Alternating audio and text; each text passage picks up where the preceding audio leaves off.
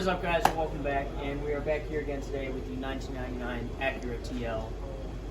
And today we'll be working with the PCV and the EGR systems. Alright, so what we're going to go ahead and do for you guys now is we're going to identify both the EGR and the PCV valve. So your EGR, pretty simple. It's right here. So you have your valve here, and then you have your sensor up top here, so that monitors all of the exhaust gases coming out of here, so it can pump it back into the intake. And then your PCV valve is on the back side here, so it is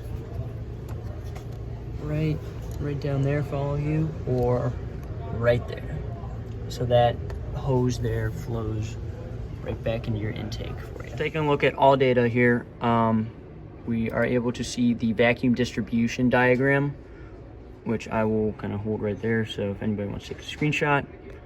And then if you go on over here, it will give you a list of everything that is listed on there. I won't go through it because it would be a complete waste of time, but you can kind of see everything that's involved with the vacuum vapor hose system.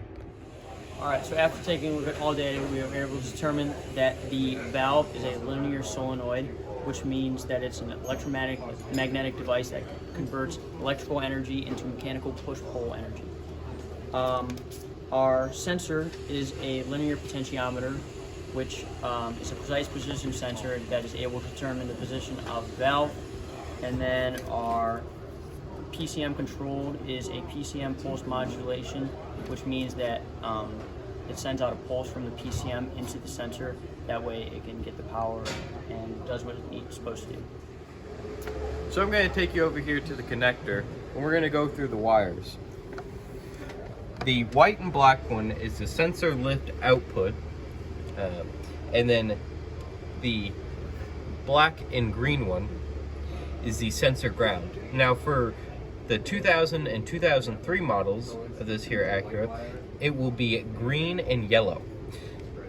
Now we have the yellow and blue one right here, and that is our voltage reference.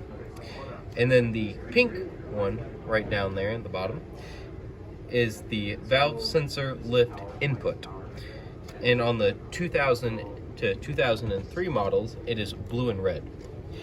And then if Devin reaches around here to the very back side there, yep, that black one, that is another ground.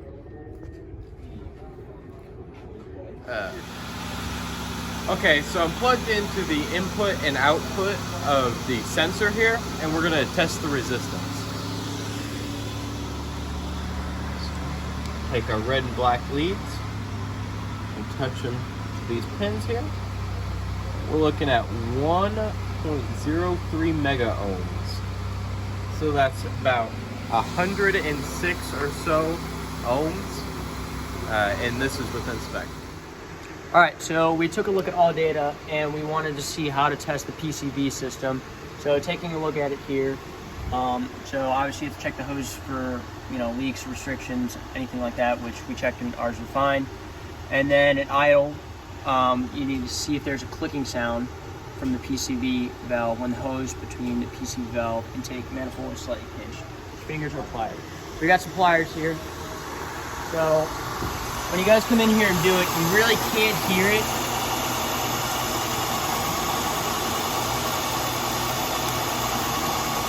Alright, so I'm gonna have Colin get in there and see if you guys can hear that distinctive sound that we were talking about.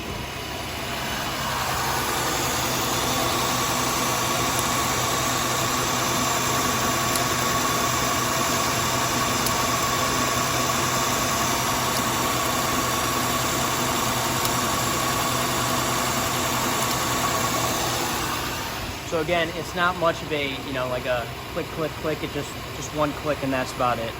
All right, so what we're gonna do now is we're gonna unplug the EGR sensor, and then I'm gonna have Colin go ahead and get in and rev it and kind of see what happens. We got it unplugged there, and then I'm gonna take the phone to Colin and see what happens here.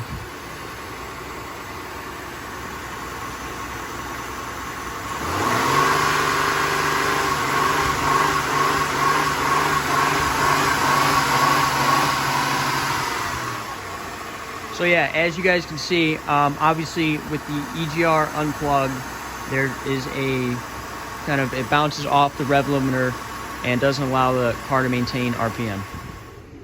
All right, thank you guys for watching. Hope you learned something about the EGR and PCV systems. Don't forget to like, subscribe, and we'll talk to you all next time.